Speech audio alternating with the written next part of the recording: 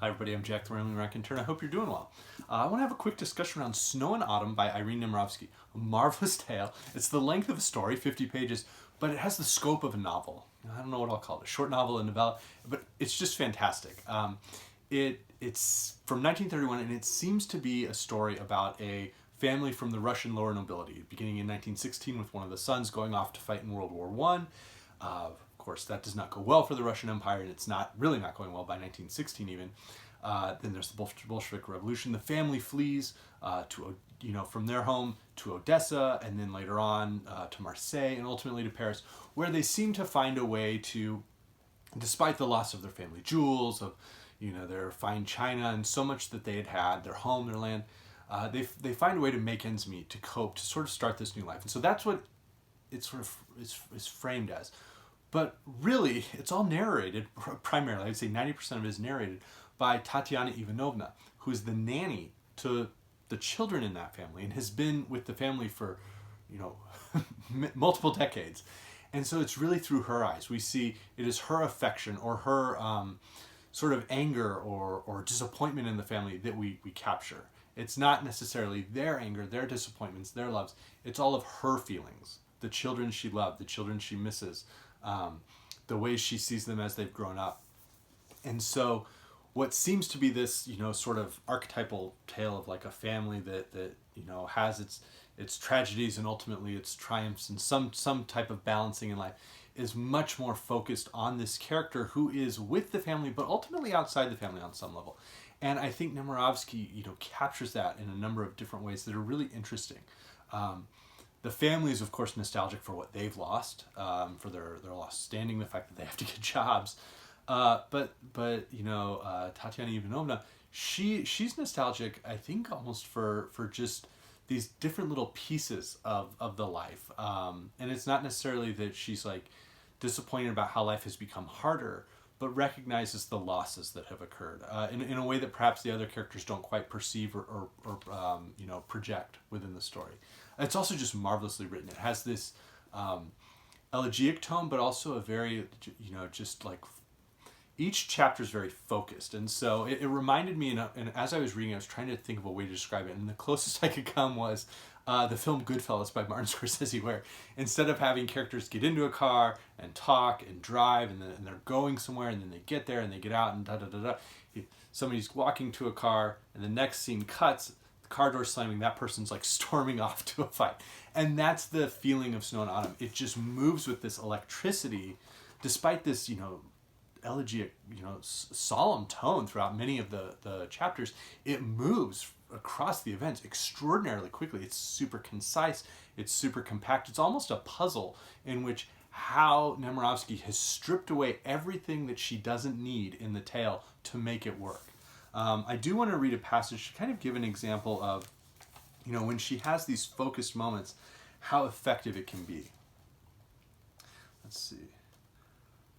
Lulu woke up, stared at Tatiana Ivanovna, smiled. Her dilated eyes, darkened by wine and passion, looked mockingly indifferent and extremely tired. "What do you want?" she whispered. Her long, loose hair reached down to the carpet. She tried to move her head, then groaned. The boy's hand was caught in her tangled hair. She broke free suddenly, sat up. "What is it?" she said again, impatiently. Tatiana Ivanovna looked at the boy. She knew him well. She had seen him often at the Karen's home when he was a child. He was called Prince George Andronikov. She remembered his long blonde curls, his lace collars. "Get him out of here, right now, do you hear me?" she said suddenly, gritting her teeth, her old face trembling and ashen. Lulu shrugged her shoulders. "All right, be quiet, he's going." "Lulichka," the old woman murmured. Yes, just be quiet, for God's sake." She switched off the gramophone, lit a cigarette, put it out almost immediately. "Help me," she ordered curtly.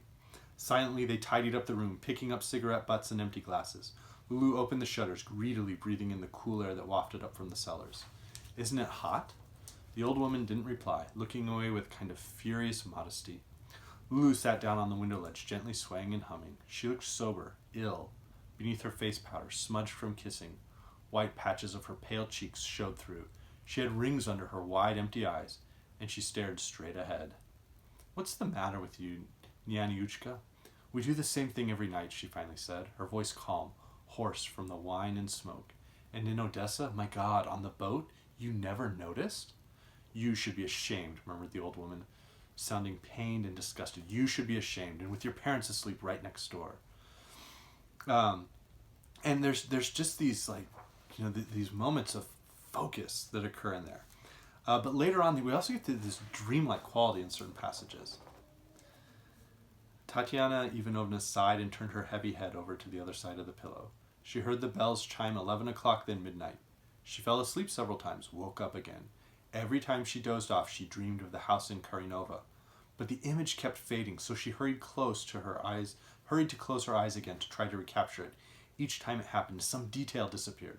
Sometimes the delicate yellow of the stone changed into the reddish color of dried blood, or the house was solid, walled over, the windows gone.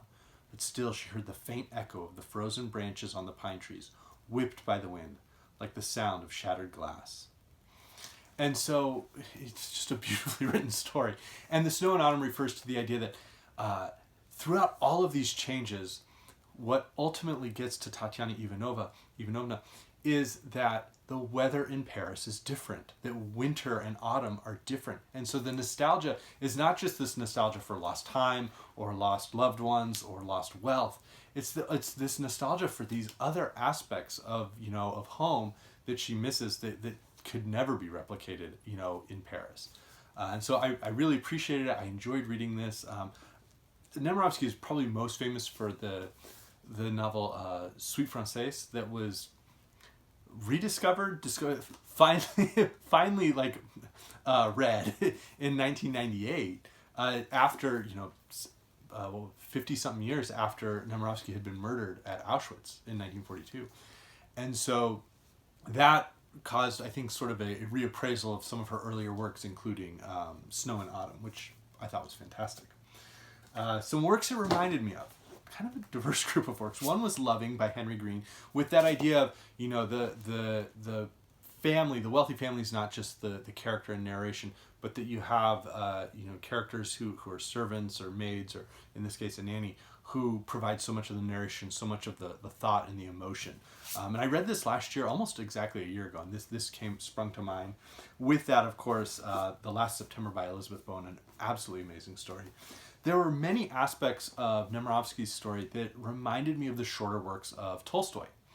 I was trying to pick one that I could be more specific towards, not his religious works, but more something like Death of Ivan Ilyich or something, I would say. So the way that even though the page count is small, the scope is wide and the characters are just so quickly drawn.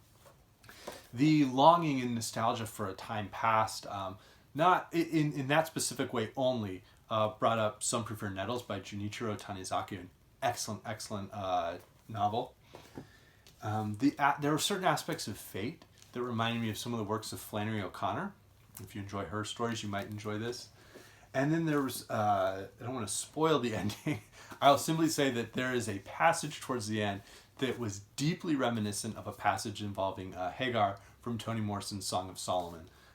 So, I don't know, has anybody else read any works by Némirovsky? I'd be happy to learn more what other people have thought of her works. I really enjoyed Snow in Autumn, and I might try to read The Kurloff Affair later on this year. So, again, I hope everybody's doing well. Thanks.